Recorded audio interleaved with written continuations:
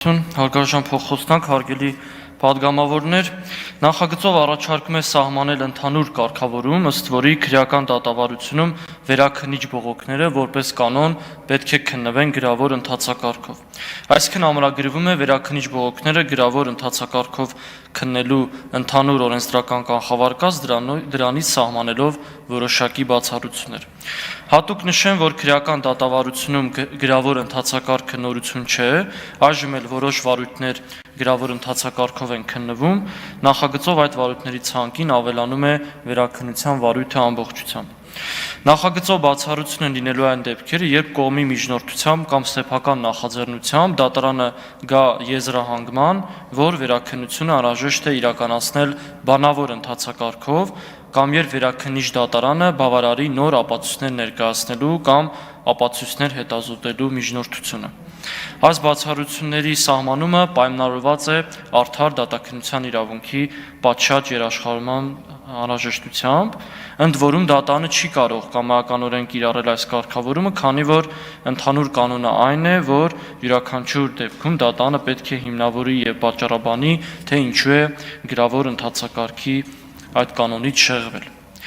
Քանի որ սահմանվում է բողոքների քննության գրավոր ընթացակարգ, ենթադրվում է, որ սա հանգեցնելու է դատարանի ծանրաբեռնվածության թեթևացմանը եւ բողոքների ավելի արդյունավետ քննությանը, հետեւաբար որպես հաջորդ քայլ նախագծով առաջարկում է սահմանել վերաքննիչ բողոքների քննության 6 ամսյա ժամկետ, որը դատարանի պատճառաբանված որոշմամբ կարող է մեկ անգամ երկարաձգվել մինչև 4 ամսով։ Այսինքն այս կարևոր փոփոխությունը հանգեցնելու է նրան, որ քրեական դատավարությունում վերաքննիչ բողոքների քննության հստակ ժամկետներ է այսուհետ սահմանվելու։ Եվ սրանով մենք կարծում ենք, որ կերաշխավորվի գործերի քննության ողջամիտ ժամկետների պահպանումը վերաքննիչ դատարանում։ Նաև անդրադառնամ մյուս կարգավորումներին, մասնավորապես վերաքննիչ բողոքների գրավոր քննությունից բանավոր քննության անցնելու դեպքում նաև հստակ ժամկետներ են սահմանվում դատական նիստեր նշանակելու համար, որի նպատակը կրկին գործի քննության ողջամիտ ժամկետները պահպանելն է։ Նաև նախագծով մենք առաջարկում ենք փոփոխության ենթարկել դատական ակտի մասին կողմերին ծանուցելու ժամկետները,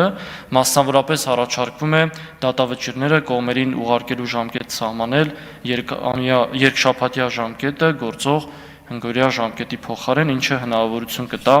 դատարաններին ավելի պատշաճ կերպով կազմակերպել դատական ակտերի ուղարկման պրոցեսը։ Ընդհանուր կարգավորումները այսքանն էին, խնդրում եմ կողմ քվեարկել նախագծի ընդունմանը։ Շնորհակալություն։